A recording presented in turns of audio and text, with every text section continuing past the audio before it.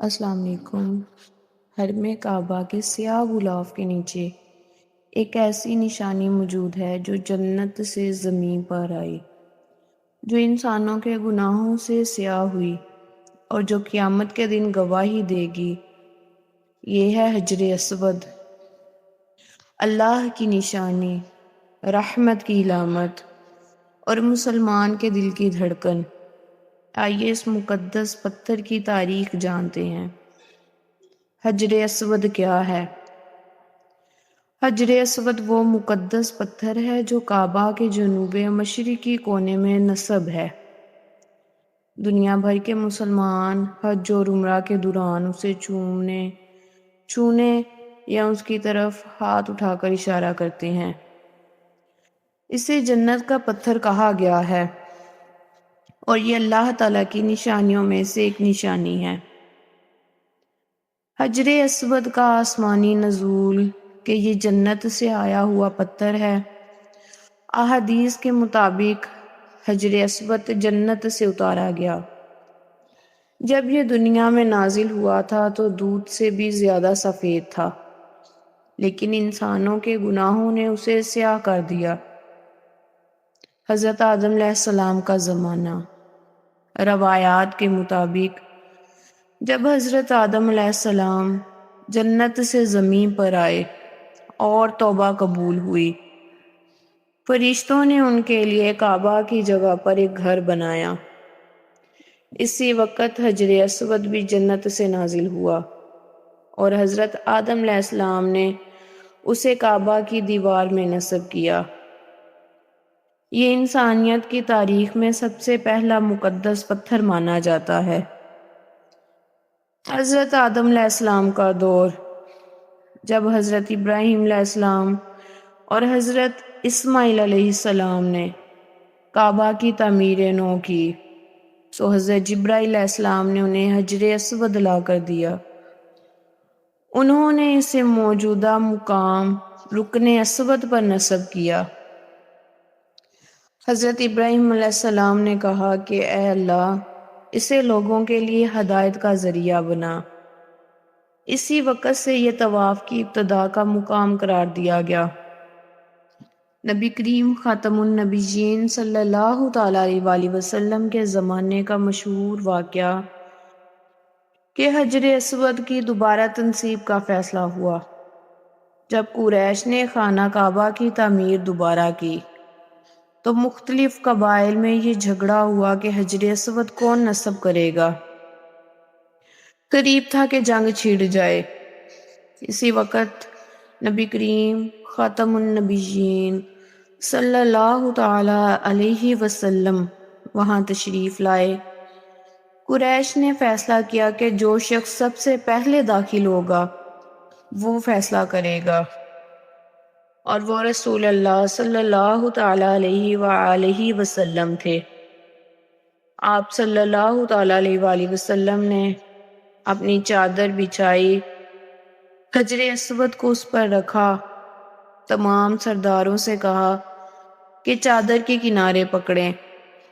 جب پتھر دیوار تک پہنچا تو نبی کریم صلی اللہ تعالی علیہ وآلہ وسلم نے اپنے ہاتھ سے اسے اٹھا کر اپنی جگہ نصب کر دیا۔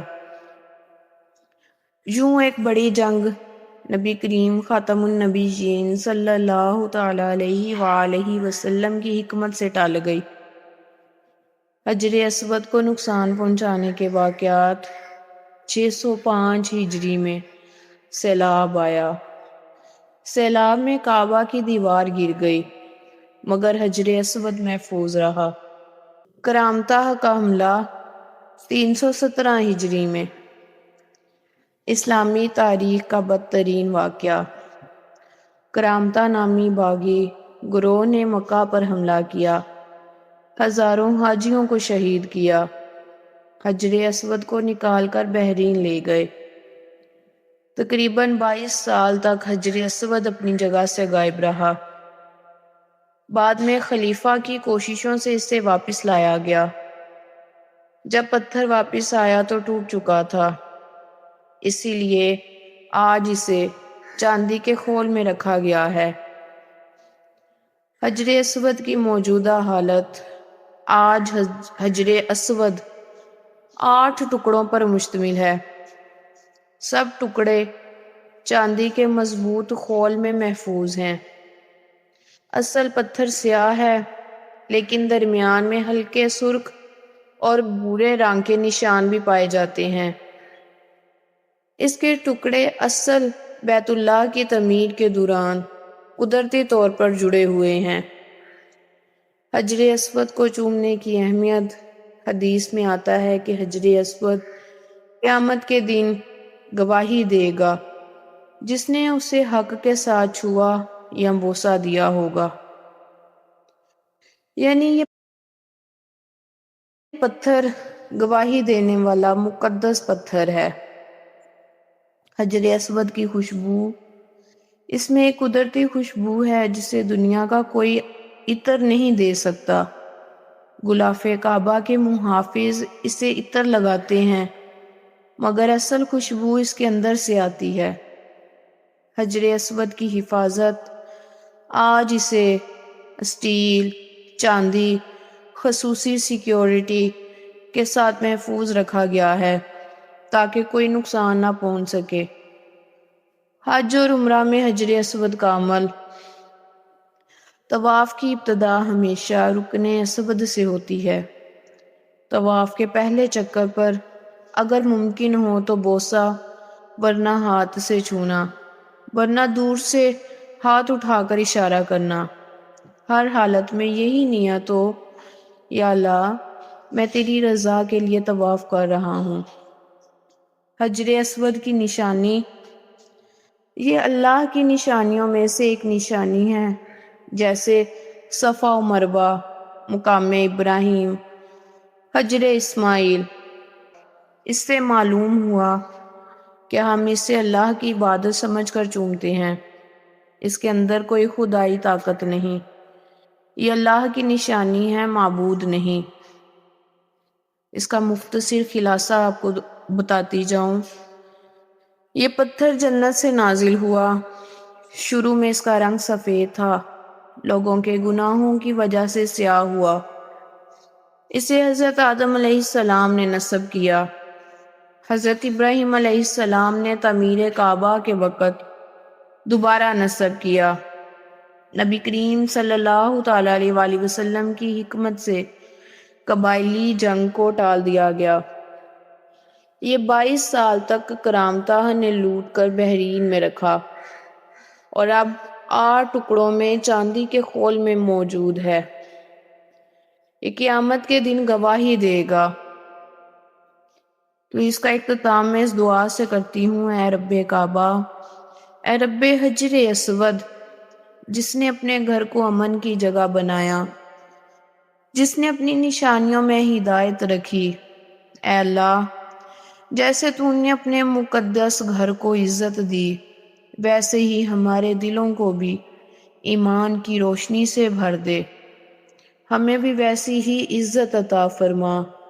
اے اللہ، ہمیں عبادت میں اخلاص عطا فرما، ہمارے صغیرہ کبیرہ گناہوں کو معاف فرما۔ اللہ، ہمارے گھروں میں سکون، رحمت اور برکت نازل فرما۔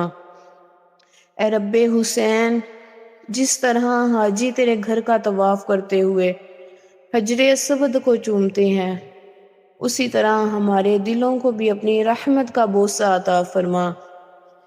اے رب کربلا، ہمیں زندگی میں اپنے گھر کی حاضری نصیب فرما اور موت کے بعد اپنی بخشش اور جنت کے دروازے ہمارے لیے کھول دے۔ اے رب کعبہ، ہمارے والدین، ہمارے اساتذہ اکرام، ہمارے بچوں، ہماری محافظوں اور پوری امت مسلمہ پر اپنی رحمت نازل فرما، ہمیں دنیا و آخرت کی بھلائیاں عطا فرما۔ اللہ، ہر دکھ، ہر آزمائش اور ہر تکلیف سے ہماری حفاظت فرما، ہمیں حاسدین کے حسد سے، شیطان کے شر سے، برائی کرنے والوں کی برائی سے، جادو کرنے والوں کے جادو سے محفوظ فرما۔ ہماری، ہمارے پردیسیوں کی، ہمارے ملک پاکستان کے محافظوں کی، ہمارے سروں کے سائیوں کی، ہمارے والدین کی، سب کی خیر فرما۔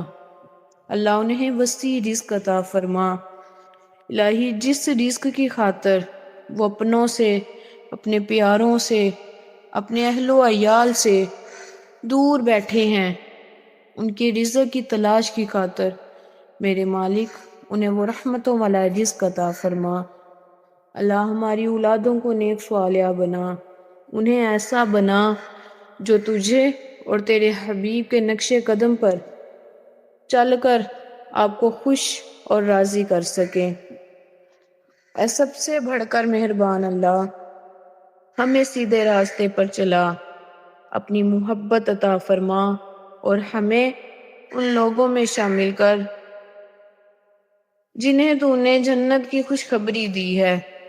میرے مالک ہمیں دنیا و آخرت کی بھلائیاں عطا فرما، ہمارے کاروبار میں، ہمارے رزق میں دن دگنی رات چگنی ترقی عطا فرما، اور ہمیں مرنے سے پہلے خانہ کعبہ کی زیارت نصیب فرما۔ اللہ ہمیں حجر اسود چومنے کی توفیق عطا فرما، اور مرنے سے پہلے ہماری زبانوں پر کلمہ جاری فرما۔